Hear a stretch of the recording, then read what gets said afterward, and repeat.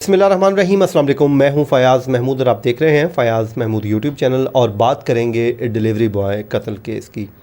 गुज़श्ता कुछ दिनों से हम इस केस पे बात नहीं कर रहे थे, लेकिन कल भी मैंने इस पे बात की और आज फिर हम इस पे बात कर रहे हैं क्योंकि कुछ चीज़ें हैं जो इस वक्त सामने आ रही हैं। एक तो इस केस को अब जो है वो कहें ब्लाइंड मर्डर करार दिया जा रहा है कि ये अंधा कत्ल है।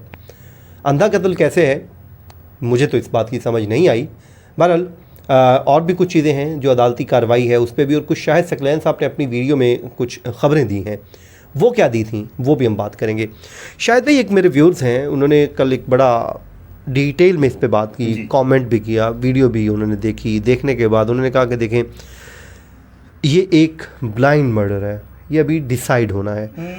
अगर ये ब्लाइंड मर्डर है, अंधा कत्ल है, तो फिर मुझे आप बताइए कि वो जो मुल्ज़मान वीडियो में खड़े होकर स्टेटमेंट्स देते थे वो फिर क्यों देते थे?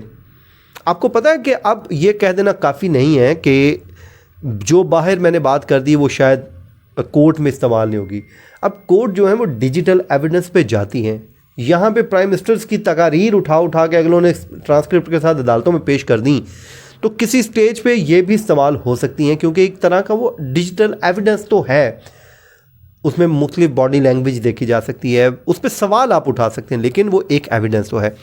आपको लगता है कि ये अंधा कत्ल है? अच्छा, बिस्मिल्लाहिर्रहमानिर्रहीम, अस्सलाम वालेकुम। फ़याज़ भी, आपके व्यूवर्स को भी सलाम। पहले तो मैं, मेरे ख्याल से जो आपने कमेंट किया और ब्लाइंड मर्डर के हवाले से बात की, मेरे ख्याल से उसके ऊपर बात कर लेते हैं। देखिए, ब्लाइंड मर्डर क्यों कह रहे हैं लोग, उसकी वजूहात हैं। वजूहात ये हैं, ज़ाहिर है आपको पता है, ये इस पर हम बाद में आते हैं कि जी सर्कमस्टांशियल एविडेंस क्या होता है या डिजिटल एविडेंस क्या होता है। आपको पता है हमारा जो है ना कानून अंधा है।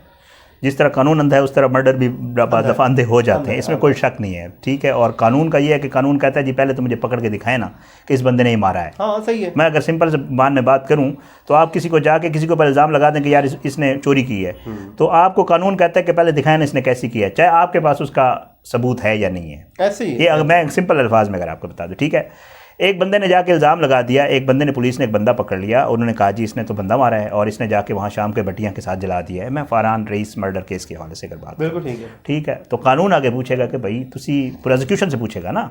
अब इसमें मुद्दई तो उसका भाई बन गया, ठीक है, बाद में, लेकिन यह है कि अदालत ने प्रोसिक्यूशन से पूछना है और उनके वकील से पूछना है कि भाई किधर मारा है, कैसे मारा है, कोई आपके पास सबूत है, ठीक है, या आपने वैसे इल्ज़ाम लगा दिया है। देखें, बाहर तो निकल के फरहान और आमना कहते हैं कि जी हमने मारा है, ठीक है, वो आपको पता है, उन्होंने हज़ार इंटरव्यू भी दिए हैं। अच्छा, मैं क्योंकि आपने बात छेड़ दी तो इस वजह से ज़रा बात कर रहा हूँ। उन्होंने डिजिटल इंटरव्यू भी दिए हैं, बिल्कुल दिए हैं, सारे मामलात हैं। लेकिन हम जैसे पहले वीडियोज़ में बात करते रहे कि जी प्रोसिक्यूशन ने प्रूव करना है, प्रोसिक्यूशन ने कड़ी से कड़ी मिलानी है और उन्होंने ये साबित करके दिखाना है कि जी बंदा इसने ही मारा। हाँ, रईस गया था, घर से निकला इतने बजे, उसके साथ ये दोस्त, उन्होंने इतने बजे इसको ड्रॉप किया, ड्रॉप करने के बाद ये इतने बजे इसके घर के अंदर चला गया। पुलिस साथ एविडेंस जो उनके पास मौजूद है CDR लगाएगी कि जी देखें ये लोकेशन आ रही है घर की, यहाँ पे इसका मोबाइल नंबर बंद हुआ है, इतने बजे ये यहाँ पे ऑफ हुआ है। उसके बाद फिर पुलिस CCTV फुटेज दिखाएगी कि ये देखें गाड़ी जा रही है जी, यही गाड़ी थी, इसी गाड़ी में इस तरह लेके गए, और ये देखें जी हमारे पास ये सुबह जो बंदा जिसने देखा उसने देखा, और ये देखें उसके घर वाले कह रहे हैं। अब मैं आपको अगर थोड़ा सा एक खाका पेश करूँ, जो आपने एक चेन बनाई है कि भाई चेन ऑफ एविडेंस कोर्ट में जाके साबित होना है। चेन ऑफ एविडेंस, हम अक्सर मर्डर के केस देखते रहते हैं, आपको पता है, अदालत में, तो उसमें यही होता है ना, मतलब लोग पूछ रहे होते हैं। अब आप सारा इनाम वाले केस की बात करें, मुकर गया बंदा, उसे मैं मारे ही नहीं, हमने उसके ऊपर वीडियो भी करनी है, वैसे मैंने भी नहीं की। इस केस में भी यही होना है कि जी मैं तो नहीं मारा, मैंने भी इसके ऊपर करनी है, आप भी करिएगा। सारा इनाम वाले कत्ल में क्या हुआ, बंदा पकड़ा गया, माँ ने कॉल करके पुलिस बुलाई, बाप ने कहा पुलिस बुलाओ, माँ ने कॉल करके पुलिस बुलाई, पुलिस पहुंची, बंदा शवाहिद मिटा रहा था, पुलिस कहती है जी खून साफ़ कर रहा था, हमें बाथ टब से लाश मिली, तस्वीर भी आ गई, सारा कुछ हो गया। बंदा जाके अदालत में कह रहा है मैंने मारे ही नहीं, पता नहीं किसने मारा है। अब प्रूव करेगी पुलिस, सेम यही केस है। अब ब्लाइंड मर्डर वो अगला क्यों कह रहा है, इसी वजह से कह रहा है, ठीक है। अच्छा, उसमें ये भी शायद भाई हर मर्डर एक तरह का ब्लाइंड ही होता है ना, अल्लाह माफ करे, किसी ने खा के कौन मारता है, खा के तो कोई बंदा नहीं मारता ना, वो तो आपने अपना खुफिया तौर पे जहां मारना होता है मार के, आप ब्लाइंड ही मार के फिर और उसके बाद एविडेंस ही आपको पकड़ के यूं कान से पकड़ के लाता है किधर। तो लेकिन ये इतना आसान मामला नहीं है। आपके जो व्यूअर ने कहा ब्लाइंड मर्डर, देखें आजकल जैसे आप भी पहले बता रहे थे कि डिजिटल एविडेंस को बाकायदा अदालतें देखती हैं, आपने मिसाल दे दी वज़ीर-ए-आज़म तक की कि जी उनके हवाले से भी चीज़ें जो है वो सामने आई। लेकिन देखें यहाँ पे बारहा वो कह चुका है फरहान खड़े होके, और अपने बयान, पुलिस को बयान में भी कह चुका है कि जी मैंने मारा है। ठीक है, अब जो जज साहब बैठे होंगे, ठीक है, वो कानून ज़रूर देखेंगे या वो सबूत ज़रूर देखेंगे, लेकिन ज़ाहिर बात है उन्होंने बाकी मामलात भी तो देखने हैं जो वो कर चुका है। ठीक है, अच्छा, पुलिस ने बरामदगियाँ भी डाली हुई हैं कि डंडा भी वहाँ से पिस्टल भी निकला है, ये चीज़ भी, ये चीज़। एक चीज़ और मैंने आपको बताई थी, मैंने अपनी वीडियो में जिक्र किया था, आपने भी अपनी वीडियो में जिक्र किया था, कुछ फोरेंसिक एविडेंस भी मिल चुके हैं। अब उसमें वो डंडा है, उसके ऊपर ब्लड लगा, या शर्ट के ऊपर ब्लड लगा हुआ मिला था, आपको याद होगा, या मैंने आपको बताया था कि कार का मैट है, उसके ऊपर वहाँ से उनको ब्लड शर्ट मिल गया है। ठीक है, जो पिछली सीट में मैट लिख रखा हुआ था, जो लिंक जोड़ रही हैं। ठीक है, अब ये अगर ये चीज़ें सामने आ जाएंगी तो मेरा ख्याल से कोई अगर बहुत ही कोई फेवर देना चाहे कोई तो कहेगा कि जी ये ब्लाइंड मर्डर है, वरना ये बड़ा क्लियर मर्डर है और इस पे सारी बात है, सजा मिलनी है। मैं पुलिस को बड़े करीब से हमने देखा है, हाँ। पुलिस के साथ हमारा दिन भर वार पड़ा रहता है। मैं आपको पुलिस की साइकी बताऊं, पुलिस क्या सोच रही होती है जब भी कोई मर्डर होता है ना या कोई क्राइम होता है, तो पुलिस उसको बिल्कुल ठीक है मुल्जिमान से भी बात कर रही होती है और जो मुद्दई पार्टी उनसे भी सबसे बात कर, और ये बिल्कुल नॉन फैक्ट है कि पैसा भी चल रहा होता है। बट आपको एक बात बताऊं, जो पुलिस है ना, कभी ये चाह नहीं रही होती कि ये जो मुल्जिम है ये बरी हो जाए।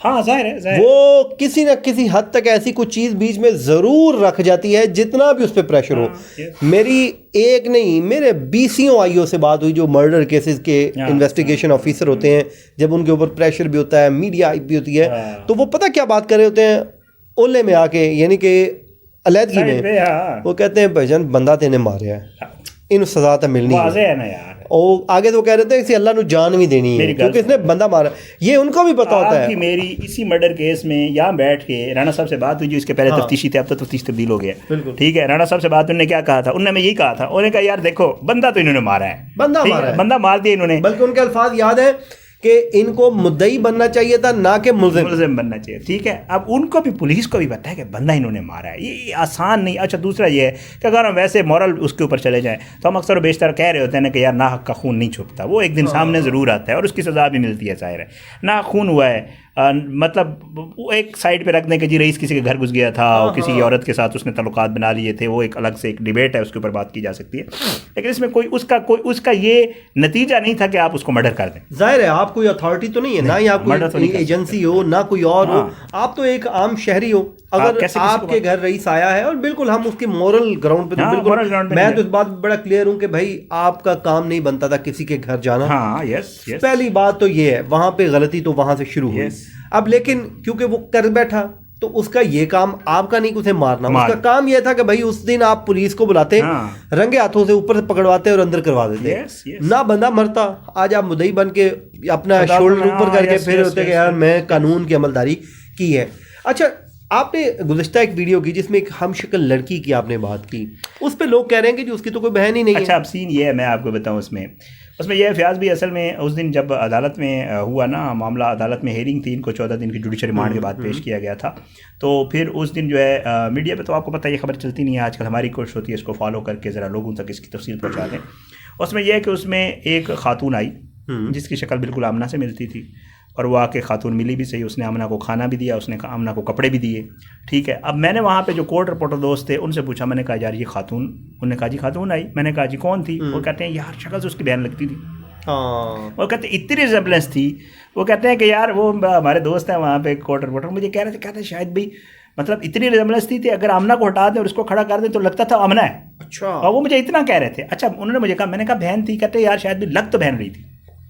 ठीक है, डिपेंड्स, मैंने भी अपनी वीडियो में बहन का है, वो इसलिए कि जारी बात है इतनी रिजेम्बलेंस बहनों की हो सकती है और कज़न इतनी नहीं हो सकती ना, लेकिन चले जो भी है वो, लेकिन खातून तो खातून आई, ये तो बात ठीक है, खातून आई। अच्छा, उसकी रिजेम्बलेंस थी, वो आई, उस मिली भी सही, कपड़े भी दिए, खाना भी घर का बना हुआ दिया, आमना से उसने गपशप भी लगाई। आपको पता है जब अदालत में मुसलमान को, ठीक है, तो वहाँ पे गपशप होती है, जो चीज़ें देना दिलाना भी होता है, तो वो भी मामला पुलिस वाले वहाँ ही कर लेते हैं, अदालत भी कह देती है कि जी मिलने दे, फैमिली आई, तो वो वाली उनकी मुलाकात हुई।